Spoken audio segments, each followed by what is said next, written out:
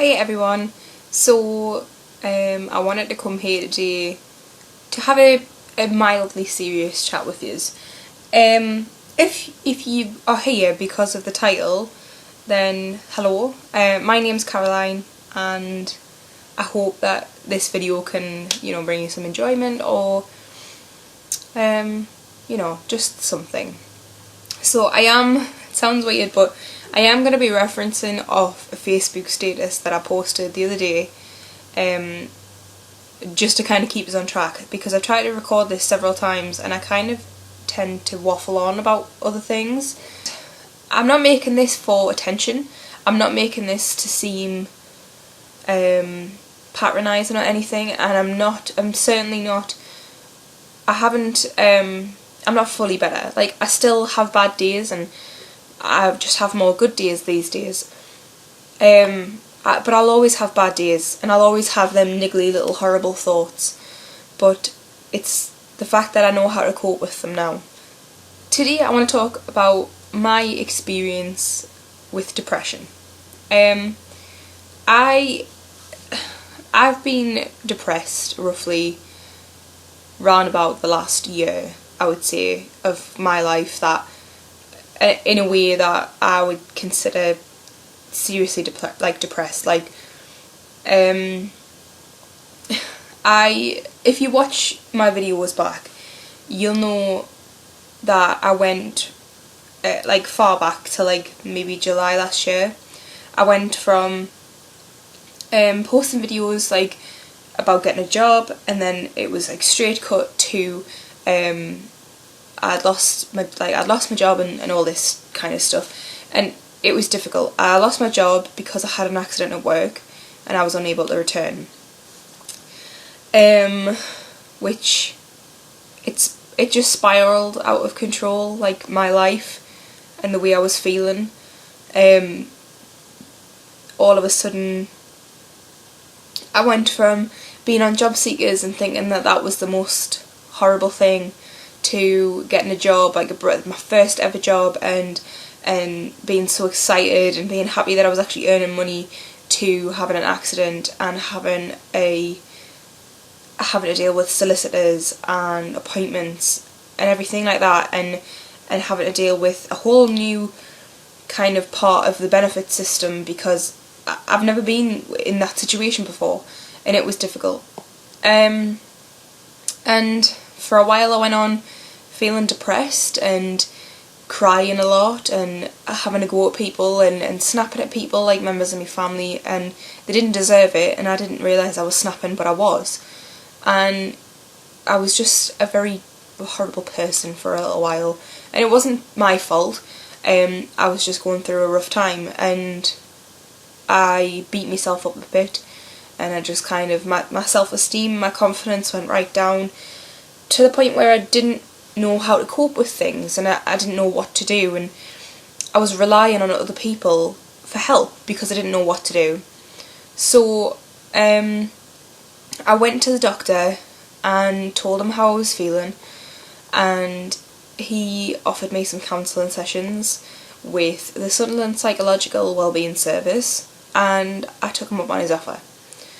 And I can't remember when that appointment started. I vlogged, and I'll put the vlog somewhere in the screen, when I first went to that appointment.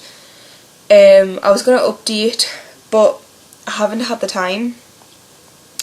So yeah, I started going, and I was a bit apprehensive at first, and I thought, counselling, is it going to make it sound weird? And a lot of people think that going to counselling means that you're really mental, that you need some serious help and all this, and that it's something to be ashamed of, and it's not. And I'm not ashamed that I've been in therapy, because it's helped me as a person, and I've learnt a lot more about myself than I would have if I'd just battled it on my own. And there are a lot of people out there who I know who don't believe in mental illness. They don't believe that depression exists, that anxiety exists, anything. They don't believe in mental illness, which I can't change their mind. I could give them the facts about people with depression. I could give them facts on, how much suicide rates have gone up because of depression and things like that. But it wouldn't make a difference because I don't believe in it. So, on the 16th of this month, which is September, the 16th of September 2015, I was officially discharged from my counselling sessions because I felt like I was ready, my counsellor felt like I was ready, and I'm so proud of the progress that I've made. I went from having no routine to sleeping at 3 o'clock in the morning and getting up at 12 o'clock in the afternoon, or even later than that, to watching Netflix all day and just not moving out of bed, only going down to get food or to go to the toilet, to sleeping all day, and I put on weight and I cried a lot and I just felt lonely and I cut off all my friends, and now I have made progress. I don't have loads of friends back, I really don't. I can talk to people, and I think it's just something that I'm going to have to work at. But I'm fine being by myself, friends wise, it's okay.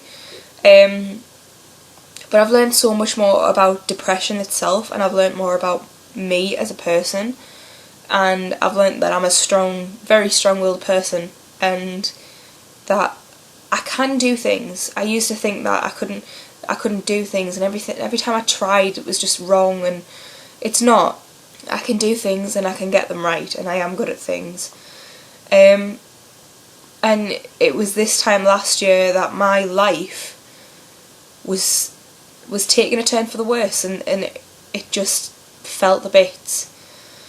And I'm glad that I kind of nipped it in the bud now rather than later, because it would have gotten worse. It would have gotten so much worse if I'd just left it.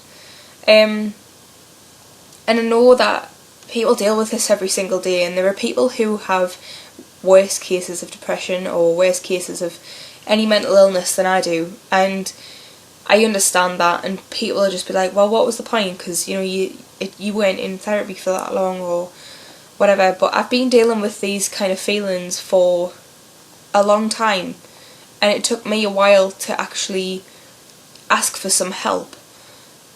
But when I did, it's the best thing that I've done. It really is, because when you cut off all your friends, the counsellor that I went to see, she was like a friend, and I didn't have anyone else, and when you don't have anyone and you've cut people off from your life, you don't have anyone to talk to anymore, and it's just you and these horrible thoughts, and these thoughts just eat away at you every single day to the point where you just reach the bottom.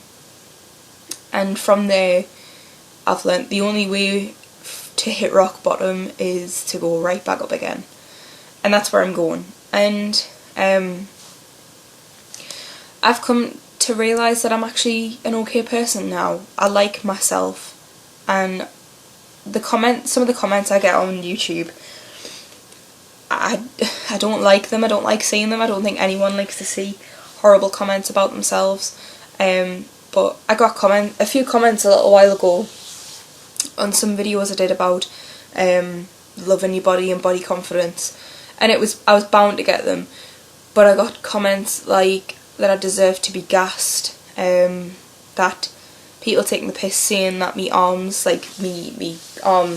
looked like thighs because I'm so fat, that I'm gonna die and all this, and it's horrible. But back then, because of how I was feeling, I would have agreed with you.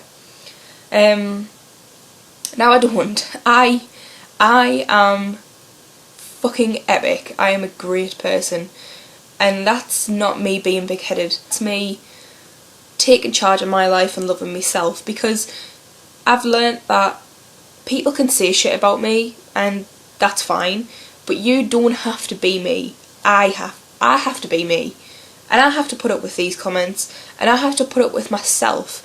And it doesn't help with people seeing these things, but my mind was the worst bully of them all, because I know everything there is to know about me, and that makes it worse because I'm criticising myself. And I want to help other people. I've learned I really do want to help other people, and I was considering going back to college and doing a counselling course, but I've decided against it for the time being because I'm unsure, and I don't want to run before I can walk. I'm going to wait. I'm going to get a job in the meantime, and I'm going to wait. And then if this time next year when the colleges are opening for, you know, like school leavers and things, I'm going to go back to college. That's what I'm going to do. And that's the plan that I've got so far. And I just want to have a message for those who battle with their minds like I did every single day, and the ones who have suicidal thoughts, and I feel sorry for people who deal with this every day, and people say, oh, I know how you feel, and you're sitting there and you think, no you don't. And maybe I don't know exactly how you feel, but I do know how it feels to not feel worthy, and to feel weak, and to feel utterly powerless about whatever's going on around you, and it's horrible. And I just want to kind of implore people to seek some help. Like, not counselling won't work for every single person, just like antidepressants won't work for everyone, but you'll find something that will help, and you need to put the effort in. And I know sometimes with depression you've got no motivation to do anything, and you no effort, you just don't want to do it.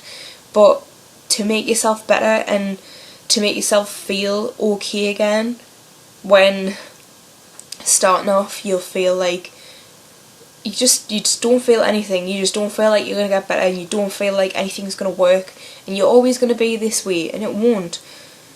You need to make your mind a different place. You need to kind of talk to people and think about things in a different way, and know that things will change if you make the effort. Because people can't just fix your problems, you have to fix them for yourself.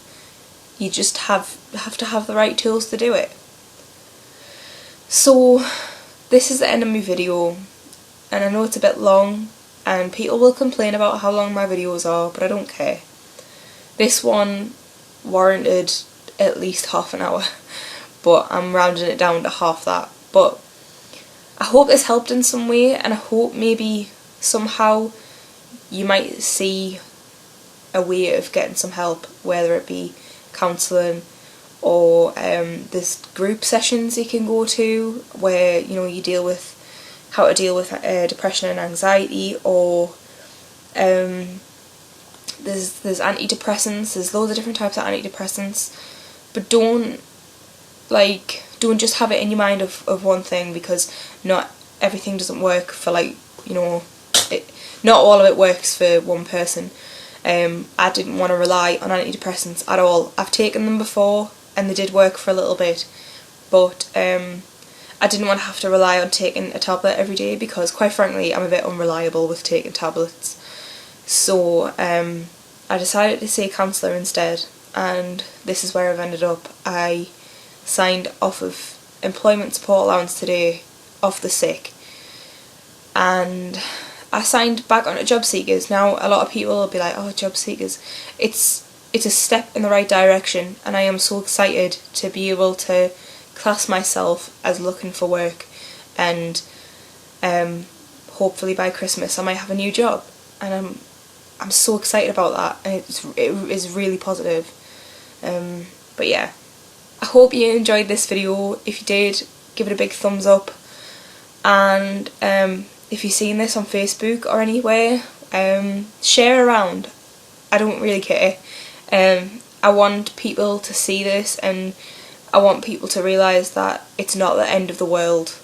Whatever might be going on in your life, it might feel like the worst thing and that you're never going to overcome it, but things can get better. You just need to make it happen, and you need some help.